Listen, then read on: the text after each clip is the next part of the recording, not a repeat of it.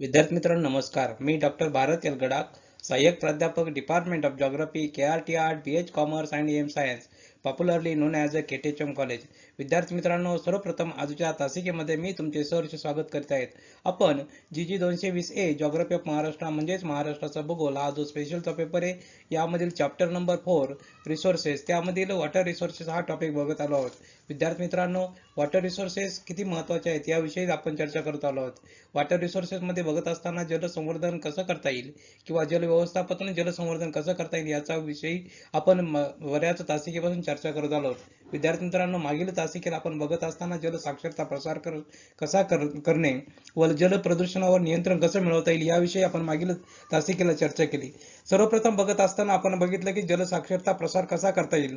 सर्वसाधारणपणे आपण असे बघितलं होतं की ज्या व्यक्तीला लिहिता वाचता येतं ते आपल्या मातृभाषेचं संदेशाचं आकलन करता येतं अशा व्यक्तीला आपण साक्षर म्हटलं गेलो आहे. या दृष्टीने आपण जलसाक्षरता संदर्भ लावला तर असं सांगता येईल की ज्या व्यक्तीला काळजीपूर्वक काटकसरयुक्त पाण्याचा वापर कळला किंवा जल पुनर्भरण असेल, पाण्याचा वापर असेल, पुनर्वापर असेल किंवा पाणी प्रदूषित होण्यापासून वाचवण्यासाठी हे ज्या व्यक्तीला कळलं त्याला जलसाक्षर असं आपण म्हटलं गेलो आहे. म्हणजे थोडक्यात असं आपल्याला म्हणता येईल की जलसाक्षरता ही एक व्यापक संकल्पना आहे आणि ज्यामध्ये मानवाला पाण्याचा अपव्यय टाळणे कळते किंवा पाण्याचा काळजीपूर्वक पर्याप्त वापर करणे समजते, याला जलसाक्षरता असंही आपण म्हणता येईल. म्हणजे खऱ्या अर्थाने जलसंपदा विकास करण्यासाठी किंवा जास्तीत जास्त मोठ्या प्रमाणात विकास होण्यासाठी वेगवेगळ्या देशांना, उदाहरणार्थ जपान असेल, इस्रायल असेल, जॉर्डन असेल, नेदरलँड असेल किंवा ऑस्ट्रेलिया सारख्या देशामध्ये जे घडत आहेत तेच महाराष्ट्रामध्ये घडलं पाहिजे असंही आपल्याला वाटतं. म्हणजे प्रत्येक गोष्ट असेल जलसाक्षरता करण्यासाठी कोणकोणत्या योजना केल्या पाहिजे, जलसाक्षरता करण्यासाठी कोणकोणत्या गोष्टी केल्या पाहिजेत.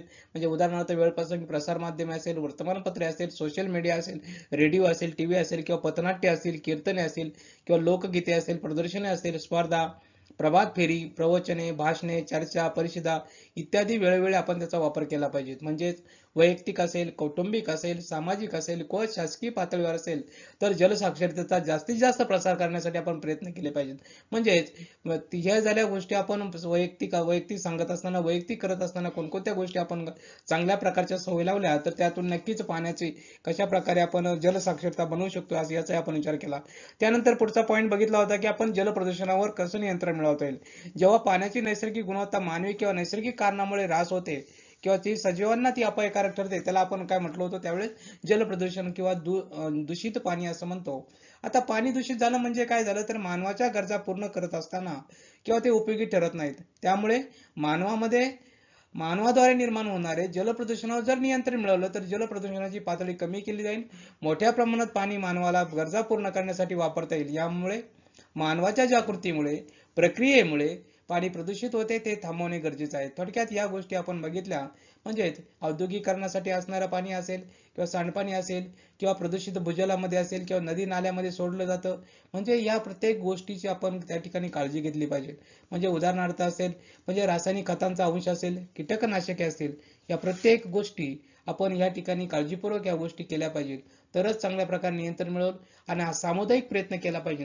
जर अशा प्रकारचा सामुदायिक प्रयत्न आपण त्या ठिकाणी नक्की केला तरच त्या ठिकाणी चांगल्या प्रकारे आपण व्यवस्थापन चांगल्या प्रकारे करू शकतो असे आपण मागील तासिकेला बघलेलं आहोत. आता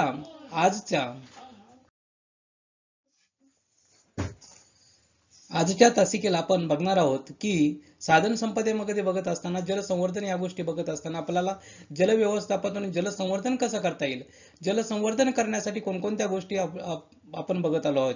यामध्ये पहिली गोष्ट बघणार आहोत पीक पद्धतीत पाणी उपलब्धतेनुसार कसा बदल करायचा. ह्या गोष्टी आपल्याला म्हणजे पीक पद्धत कोणत्या प्रमाणात असेल म्हणजे कोणत्या प्रमाणात पाणी उपलब्ध आहे त्या प्रमाणात पीक घेतलं पाहिजे, याला म्हणतात पीक पद्धतीमध्ये पाणी उपलब्धतेनुसार बदल करणे. आता या सर्वात महत्त्वाच्या गोष्टी या ठिकाणी पाळल्या गेल्या पाहिजेत. किंवा पश्चिमेकडील वाहणाऱ्या मोठ्या प्रमाणात पडणारा पाऊस असेल, सह्याद्री पर्वतामध्ये मोठ्या प्रमाणात पाऊस पडतो आणि तो पश्चिमेकडे वाहून जाऊन तो पूर्वेकडे वळविणे ही एक सर्वात महत्त्वाची गोष्ट आहे. त्यानंतर इतर काही उपाय असतील तर ते जल व्यवस्थापन जलसंवर्धन कसं करता येईल याचाही आपण आजच्या तासिकेला मागोवा घेणार आहोत. विद्यार्थी मित्रांनो, सर्वप्रथम बघूया आपण पीक पद्धतीत पाणी उपलब्धीनुसार बदल कसा करता येतो. की पीक पद्धतीमध्ये पाणी उपलब्धीनुसार बदल कसा करायचा असताना सर्वात महत्त्वाची गोष्ट आहे पावसाची अलीकडच्या काळामध्ये आपण सर्व गोष्टी बघत आलो आहेत. की सर्वात महत्त्वाचं सर्वांकडे एकच गोष्ट सांगितली जाते की आजच्या काळामध्ये की पावसाचे प्रमाण कमी होत चालले आहे. पण आज असंही आपल्याला म्हणता येईल की पावसाचे प्रमाण जरी कमी होत झाले तरी शेतीमधून उत्पन्न मिळत नाही, म्हणजे खूपच कमी उत्पादन मिळते. मात्र अपारंपरिक पद्धतीने वर्षानुवर्षे ठराविक उत्पादन शेतातून घेत असल्यामुळे असे घडते आहेत असे आपल्याला वाटत असतं. म्हणजे प्रत्येक गोष्टी ह्या सांगितल्या जातात. आता त्याच्या पुढे आपण गेल्यानंतर पावसाचे प्रमाण जरी सरासरी प्रमाणामध्ये फरक पडलेला नाही, मात्र त्याचे विचलन वाढले आहेत. म्हणजे पावसाचे प्रमाण हे सरासरी आहे त्या प्रमाणात आहेत, पण त्याचे विचलन वाढलेले आहेत असे आपल्या या ठिकाणी म्हणता येईल. आता तापमानात वाढ होत आहे, जमिनीची सुपीकता असेल, अनेक कारणामुळे कमी होत आहेत असे आपण या ठिकाणी म्हणूया. म्हणजेच या प्रत्येक गोष्ट असेल की ज्या गोष्टीमुळे असणाऱ्या शेतीची उत्पादकता असेल, कमी उत्पादकता कमी येण्याचे कारण वेगवेगळे असू शकतात. म्हणजे पावसामध्ये असलेले विचलन असेल, तापमानामध्ये झालेली वाढ असेल, जमिनीची सुपीकता असेल किंवा अशा वेगवेगळ्या कारणामुळे असणारे पावसाचे प्रमाण जरी असले तर शेतीमधून मिळणारे उत्पन्नाच्या मध्ये कमी होण्याचे प्रमाण या गोष्टींमुळे होऊ शकतं असा त्या ठिकाणी अंदाज आपल्याला वर्तवता येईल.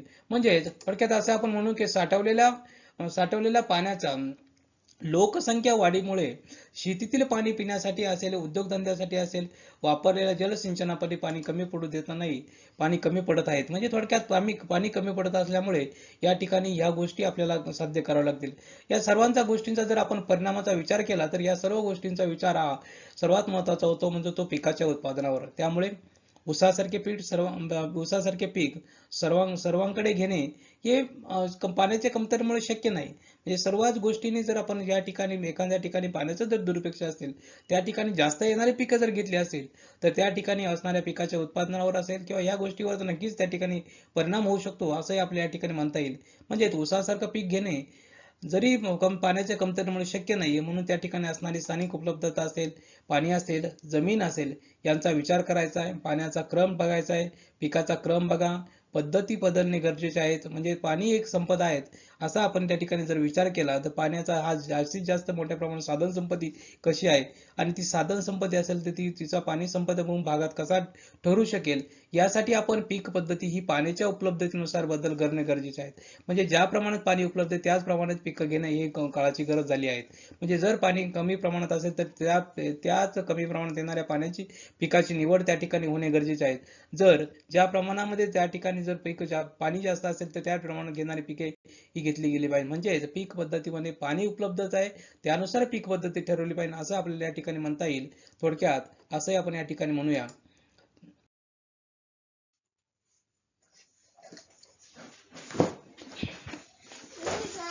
विद्यार्थी मित्रांनो, पावसाळा सुरू झाला की पिकामध्ये बदल करावा लागतो. म्हणजे काही ठिकाणी आपल्याला आंतरपिके घ्यावी लागतात, काही ठिकाणी आपल्याला या ठिकाणी चांगल्या प्रकारे चांगला पाऊस असेल तर त्या ठिकाणी जलसिंचनाच्या सुविधा असतील त्या ठिकाणी ऊसासारखी पिके घेणे गरजेचे आहेत.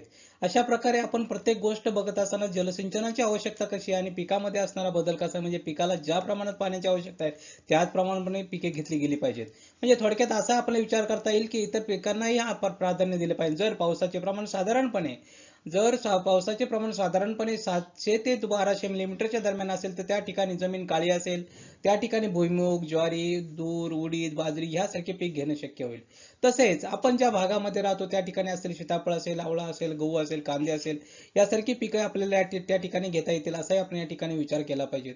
म्हणजे प्रत्येक गोष्ट बघत असताना पावसाचे प्रमाण किती आहे, पावसाच्या प्रमाणावर त्या पिकाची उत्पादकता किंवा पाऊस पीक घेण्याची पद्धती ही आपल्याला अंगीकारता आली पाहिजे. म्हणजे पाण्याची उपलब्धता यापेक्षा म्हणजे 700 मिलीमीटर पेक्षा कमी जर असेल त्या ठिकाणी बाजरी, ज्वारी, सूर्यफूल, उडीद यासारखी पिके घेतली पाहिजे. म्हणजे ज्या ठिकाणी ज्या पिकाला पाणी किती प्रमाणात लागतं याचा एक अंदाज घेऊन याचा एक विचार करून त्या ठिकाणी पिकाची निवड केली गेली पाहिजे. जर पावसाचं प्रमाण जास्त मोठ्या प्रमाणात असेल तर त्या ठिकाणी जास्त पाणी लागणारी पिके घेण्यास हरकत नाही असे आपल्या या ठिकाणी नमूद करता येईल. म्हणजे अशा वेळी आपण अशा ठिकाणी ऊस असेल किंवा भाजीपाला पिकणे शक्य होणार नाही तर त्या ठिकाणी वाढीवर असेल, त्याच्या उत्पादनावर असेल, कमी पाण्याच्या उपलब्धतेमुळे विपरीत परिणामही त्या ठिकाणी आपल्याला होऊ शकतात असे आपण या ठिकाणी विचार करूया. म्हणजे थोडक्यात असा आपण विचार करत आलो आहे की जर पाण्याचे मोजमाप करून जमिनीचा दर्जा लक्षात घेऊन म्हणजे पाण्याचं मोजमाप असेल किंवा पाणी किती प्रमाणात आहे त्याचा विचार केला असेल, किंवा जमिनीचा दर्जा असेल, या जमिनीचा दर्जा कसा आहे, याचा सर्वांचा गोष्टीने या सर्वांगीपणे जर याचा विचार केला तर योग्य पीक पद्धत जर वापरली गेली तर त्याचा पाण्याचा वापर नक्कीच त्या ठिकाणी आपल्याला व्यवस्थितपणे करता येईल आणि त्या ठिकाणी जास्तीत जास्त मोठ्या प्रमाणात उत्पादन पण आपल्याला नक्कीच घेता येईल, याचाही आपण या ठिकाणी विचार करत आलो आहोत. विद्यार्थी मित्रांनो, ह्या गोष्टीचा आपण बघत असताना की पीक पद्धतीमध्ये पाणी उपलब्ध नसताना बदल कसा करता येईल याचाही आपण या ठिकाणी मागोवा घेतला आहे.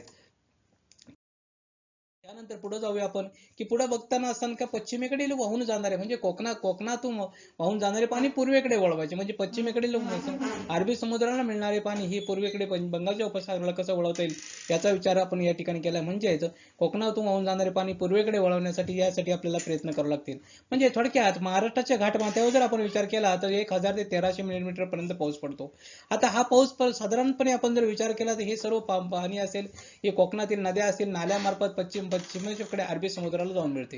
म्हणजे थोडक्यात आपण याचा विचार केला पाहिजे की घाटमाथ्यावर असणारे 1000 ते 1300 मिलीलीटर पाऊस पडतो आणि हे पाणी सर्व कोकणातील असणाऱ्या नद्या असतील नाल्यांमार्फत पश्चिमेकडे बंगालच्या अरबी समुद्राला जाऊन मिळते. म्हणजे ह्या गोष्टीचा आपण विचार केला पाहिजे की ह्या भागामध्ये तीव्र उतारा असल्यामुळे या ठिकाणी मोठ्या प्रमाणात पाण्याचा भूजल फारसा वापर होत नाही, म्हणजे भूजल पाण्याचा जास्तीत जास्त मोठ्या प्रमाणात वापर केला जात नाही असंही आपल्या ठिकाणी म्हणता येईल. म्हणजे या ठिकाणी असणाऱ्या भागामध्ये तीव्र उतार असल्यामुळे पाण्याचं असणारी भूजल पातळी ही अतिशय कमी आहे. त्यानंतर सर्वात महत्त्वाची गोष्ट आहे की आपल्या भारतामध्ये सर्वात विचार केला होता की भारतामध्ये नदीजोड योजनावर अनेक वेळा चर्चा होते, फक्त ती प्रत्यक्षात अंमलात येत नाही. त्यामुळे महाराष्ट्रासाठी प्रयत्न गरजेचे आहे असे आपण या ठिकाणी म्हणूया. जर हे वाहून जाणारे पाणी शास्त्रशुद्ध पद्धती असेल पूर्वेकडील पर्जन्यछाया प्रदेशात वळवले तर नक्कीच या जलसंपदेचा फायदा आपल्या महाराष्ट्रातील शेती असेल उद्योग असेल इतर क्षेत्रांना होऊ शकतो असंही आपल्या या ठिकाणी म्हणता येईल. म्हणजे थोडक्यात आपण जर विचार केला तर पाणी ही वाहून जाणारे पाणी आपण जर पूर्वेकडील पर्जन्यछायाचा प्रदेश असेल किंवा जो पाण्याचं दुर्भिक्ष जे असणाऱ्या प्रदेशामध्ये वळवले तर त्या ठिकाणी या पाण्याच्या जलसंपदेचा वापर करून महाराष्ट्रातील असणारे शेती उद्योग असेल वेगवेगळ्या क्षेत्रात असेल तर त्या ठिकाणी त्याचा नक्कीच फायदा होऊ शकतो असाही आपण या ठिकाणी विचार करूया. याचंच उदाहरण म्हणून नाशिक जिल्ह्यामध्ये मांजरपाडा प्रकल्पामुळे एक प्रकारचा प्रयत्न यशस्वी झाला आहे. याद्वारे पश्चिमेकडे जाणारे पाणी एका बोगद्याद्वारे पूर्वेकडे वळवले आहेत. यासाठी थोडा कालावधी अधिक लागला असला तरी या प्रकल्पामुळे नाशिक जिल्ह्यातील दिंडोरी असेल चांदवड असेल निफाड असेल येवला असेल या तालुक्यांना मोठ्या प्रमाणात पाणी उपलब्ध झाले आहेत. म्हणजे अशा प्रकारे आपण या ठिकाणी पश्चिमेकडे वाहून जाणारे पाणी पूर्वेकडे वळवू शकतो असाही आपण या ठिकाणी विचार केला गेला आहे. आता यानंतर पुढे गेल्यानंतर आपल्याला असं म्हणता येईल की या योजनेद्वारे पार नदीचे पाणीही गोदावरी नदीत वळवले जाणार आहेत असंही आपल्याला या ठिकाणी म्हणता येईल. आता या सर्वांचे सर्वेक्षण केले असतात आपण विचार करून असाही विचार करत असतो की आर्थिकदृष्ट्या असेल तांत्रिकदृष्ट्या असेल शक्य होईल ते पाणी पूर्वेकडे वळवले तर महाराष्ट्राला नक्कीच मोठ्या प्रमाणात फायदा होऊ शकतो असंही आपल्या या ठिकाणी म्हणता येईल. म्हणजे अशा प्रकारे जर मोठ्या प्रमाणात फायदा झाला तर त्या ठिकाणी मोठ्या प्रमाणात पाणी उपलब्ध होईल आणि मोठ्या प्रमाणात शेतीचा पाणलोट क्षेत्राखाली शेती आणता येईल असंही आपल्याला विचार करता येईल. म्हणजे जास्तीत जास्त मोठ्या प्रमाणात शेतीखाली किंवा ओलिताखाली शेती आणता येईल असे आपण विचार करूया. आता याच प्रकारे तापी असेल वैतरणा असेल उल्हास असेल इतर नद्याही काही मोठे नाले असेल नदीजोड प्रकल्पामध्ये समावेश असल्यामुळे मूर्त स्वरूप देण्यात आले आहेत असे आपल्या या ठिकाणी म्हणता येईल. म्हणजे थोडक्यात हे मूर्त स्वरूप देण्याची गरज निर्माण झाली आहे. म्हणजे तापी असेल वैतरणा असेल उल्हास असेल या नद्या यांच्या जोड प्रकल्प केल्यामुळे नक्कीच त्या ठिकाणी मोठ्या प्रमाणावरती जमीन ही ओलिताखाली येऊ शकते याचाही आपल्याला त्या ठिकाणी महाराष्ट्रातील जनतेला किंवा महाराष्ट्रातील असणाऱ्या शेतीला नक्कीच त्याचा फायदा होऊ शकतो. थोडक्यात दिवसेंदिवस जर आपण विचार केला तर महाराष्ट्रातील लोकसंख्या ही वाढत आहे. दिवसेंदिवस पाण्याची वाढती मागणी लक्षात घेता सदर प्रकल्प पूर्ण करणे हे महाराष्ट्रामध्ये नितांत गरजेचे आहे. म्हणजे ठिकठिकाणी बोगदे खणणे असेल किंवा लहान मोठी धरणं बांधणे असेल पूर्वेकडे असलेला उतारानुसार योग्य प्रकारे वितरित करणे गरजेचे आहेत. म्हणजे थोडक्यात या सर्व गोष्टी जर नक्कीच केल्या तर त्या ठिकाणी जास्तीत जास्त मोठ्या प्रमाणावरती याचा फायदा होऊन तर महाराष्ट्रातील असणाऱ्या शेतीमध्ये नक्कीच त्या ठिकाणी मोठे आमूलाग्र बदल होऊ शकतात असा आपण या ठिकाणी विचार करूया. म्हणजे यासाठी आपल्याला सर्वात महत्त्वाची गोष्ट आहे की स्थानिक नागरिक असेल राजकीय नेतृत्वाला असेल विश्वासात घेऊन खूप गरजेचे आहेत असे आपल्या या ठिकाणी म्हणावं लागेल. कारण महाराष्ट्रामध्ये जेवढ्या अशा प्रकारच्या योजना तयार केल्या जातात त्याचे सर्वेक्षण केले जाते पण त्यामुळे असणारा सर्वात महत्त्वाची गोष्ट आहे की त्या स्थानिक पातळीत मोठा विरोध होतो आणि कोणत्याही प्रकारे दूरगामी विचार न करता फक्त विरोधासाठी विरोध केला जातो आणि त्यामुळे थोडक्यात असं आपल्याला या ठिकाणी म्हणलं की स्थानिक पातळीवर अशा योजना चांगल्या प्रकारे राबवल्या गेल्या पाहिजेत, त्या योजनांचं महत्त्व सांगितलं गेलं पाहिजे आणि योजना महत्त्व गेल्यामुळे नक्कीच त्या ठिकाणी असणाऱ्या भागामध्ये नक्कीच त्याचा फायदाही होऊ शकतो असं आपल्याला या ठिकाणी म्हणता येईल. म्हणजे थोडक्यात या गोष्टीचं प्रबोधन जर झालं तर नक्की त्याचा फायदाही होऊ शकतो असं आपल्याला म्हणता येईल. म्हणजे लोकांचं प्रबोधन केलं पाहिजे आणि प्रबोधन करून सदर योजनांचा खरंच किती गरज आहे हे सांगणं अतिशय महत्त्वाची गोष्ट आहे असं आपल्या या ठिकाणी नमूद करता येईल. म्हणजे पश्चिम महाराष्ट्रामध्ये सदर योजनासाठी जर पुढाकार घेतला तर नक्कीच त्यामध्ये आपल्याला यश मिळेल असंही आपण या ठिकाणी म्हणूया. म्हणजे म्हणजे महाराष्ट्रातील पश्चिमेकडे वाहून जाणारी जलसंपदा महाराष्ट्रातील दुष्काळाची तीव्रता कमी करण्यासाठी नक्कीच फायदेशीर ठरेल असे आपण या ठिकाणी विचार करूया. जर त्यासाठी फक्त इच्छाशक्ती आणि सामुदायिक प्रयत्नांची गरज आहे आणि या सामुदायिक प्रयत्नांची जर गरज केली तर नक्कीच त्या ठिकाणी असणाऱ्या प्रदेशामध्ये या जलसंपदेचा मोठा वाटा असं आपल्याला या ठिकाणी म्हणावं लागेल. म्हणजेच असा आपण विचार करूया की जर आपण या ठिकाणी वापरला गेला तर थोडक्यात असणाऱ्या या भागामध्ये या योजनांचा मोठ्या प्रमाणावर फायदा होऊ शकतो असंही आपल्या या ठिकाणी म्हणता येईल. आता यानंतर पुढे जाऊया इतर उपाय काय करता येतील की महाराष्ट्रामध्ये असणारे पाण्याची जलसंपदा असेल महाराष्ट्राचे असणारे पाण्याचा संपदा म्हणून वापर करत असताना कोणकोणत्या योजना गरजेच्या आहेत म्हणून महाराष्ट्रामध्ये पाण्याचा संपदा म्हणून वापर करताना आणखीन काही योजना उपाय करणे गरजेचे आहे ते कोणकोणते आहेत तर सर्वात महत्त्वाची गोष्ट आहे की आपल्याकडे आजही पाणी वाटप घरगुती शेती वापरासाठी किंवा मीटर प्रमाणे मोजून दिले जात नाही. यामुळे मोठ्या प्रमाणात लोक पाणी भरपूर मिळते मग वापरा आणि अशा प्रकारचा विचार करतात. आता ज्याप्रमाणे लाईटचे घरातील बिल युनिट प्रमाणे वापराप्रमाणे येते त्यामुळे आपण काळजीपूर्वकपणे घरातील लाईट इतर उपकरणे वापरतो हीच वृत्ती आपण पाणी वापरताना घेतली गेली पाहिजे. जर अशा प्रकारची वृत्ती जर वापरली गेली तर नक्कीच त्याचा फायदाही आपल्या या ठिकाणी होऊ शकतो. काही नगरपालिका क्षेत्रामध्ये पाणीचे मीटर बसवले जाते त्याचे रीडिंग नियमित घेतले जात नाही व अंदाजे बिले दिली जातात. म्हणजे ह्या प्रत्येक गोष्टी मागे प्रत्येक गोष्ट मानवाचं असणारं हे म्हणजे प्रत्येक गोष्टी जर व्यवस्थितपणे काळजीपूर्वक वापरल्या गेल्या तर नक्कीच त्याचा फायदा चांगल्या प्रकारे होऊ शकतो आणि त्या ठिकाणी असणारे या गोष्टी आपल्याला त्या ठिकाणी साध्य करता येऊ शकतात. जर आपण सर्व क्षेत्रामध्ये वॉटर मीटर बसवले आणि नक्कीच वापरातील अपयोग कमी करता येईल. सुरुवातीला कदाचित लोकांचा विरोध असेल पण त्यांचा स्वीकार केला जाईल आणि त्यातून प्रबोधन करून नक्कीच त्या ठिकाणी विचार केला जाईल असे आपल्या या ठिकाणी म्हणता येईल. त्यानंतर पुढे गेल्यानंतर आपण असे म्हणू की लोकांना प्रत्येक पाणी वापरत असताना त्याची ऑडिट करण्याची सवय लागली पाहिजे. कमालीची पाणी बचत आपण त्यातून करू शकतो असंही म्हणता गेलं पाहिजे. म्हणजे जर पाण्याचे ऑडिट केले तर नक्कीच त्या ठिकाणी मोठ्या प्रमाणात पाण्याची बचतही होऊ शकते असं आपण या ठिकाणी विचार करूया. आता उदाहरणार्थ हिवरे बाजार असेल राळेगण सिद्धी असेल अशा प्रकारे हे महाराष्ट्राला जे शक्य या गावांना जे शक्य झालं ते महाराष्ट्राला का शक्य होईल त्यासाठी फक्त सर्वात महत्त्वाची गोष्ट आहे ती इच्छाशक्तीची. जर आपल्याकडे इच्छाशक्ती असेल तर या ठिकाणी असणाऱ्या या गावांनी ज्याच्याप्रमाणे पाण्याचं ऑडिट करून किंवा याप्रमाणे असणाऱ्या जल व्यवस्थापन करून कशा प्रकारे विकास केला आहे त्याचप्रमाणे महाराष्ट्रातील या बाकीच्या खेड्यांनी सुद्धा या ठिकाणी विकास करणं गरजेचं आहे. त्यासाठी सर्वात महत्त्वाची काही महाराष्ट्रातील जनतेला किंवा महाराष्ट्रातील लोकांना इच्छाशक्ती असणे गरजेचे आहे.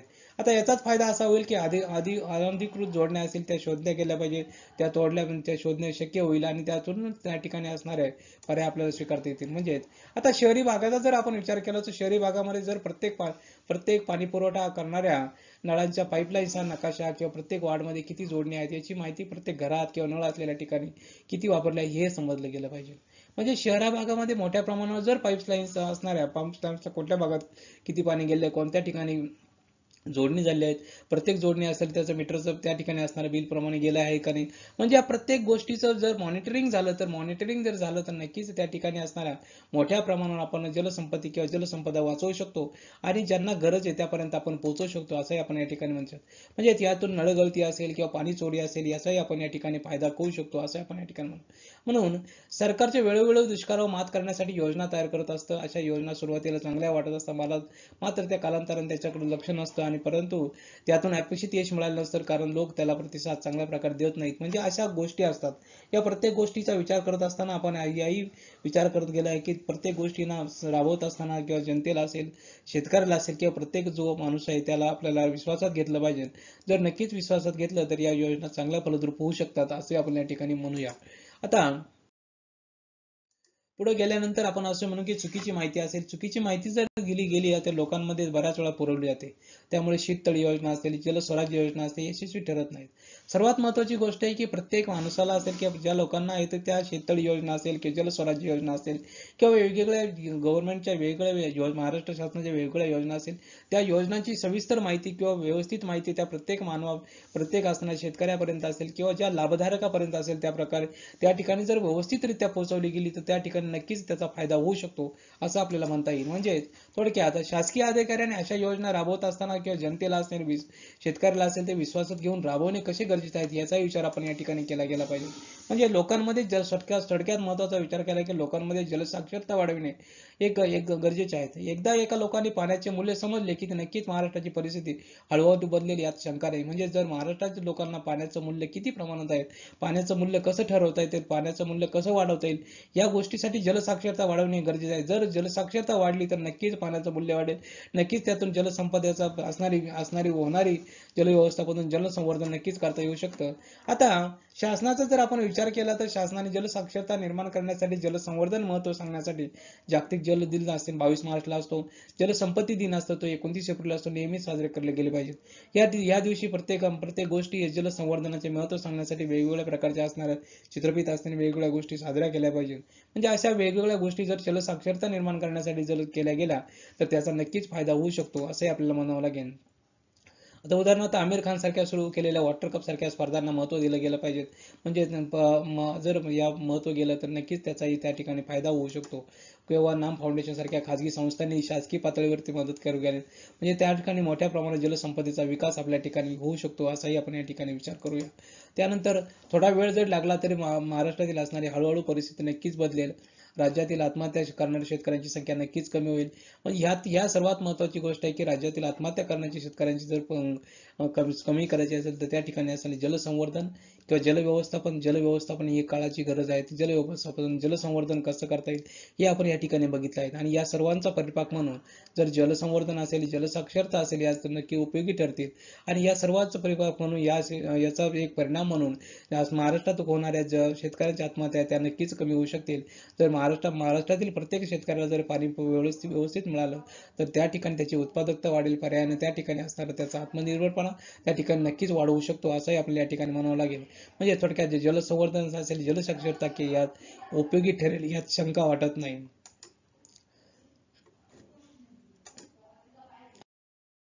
अशा प्रकारे विद्यार्थी मित्रांनो आज आपण जल व्यवस्थापन आणि जलसंवर्धन करत असताना पीक पद्धतीत पाणी उपलब्धतेनुसार कशा प्रकारे बदल होतात, पश्चिमेकडील कोकण वाहून जाणारे पाणी पूर्वेकडे कसे वळवता येईल त्याचं उदाहरण आपण बघितलं.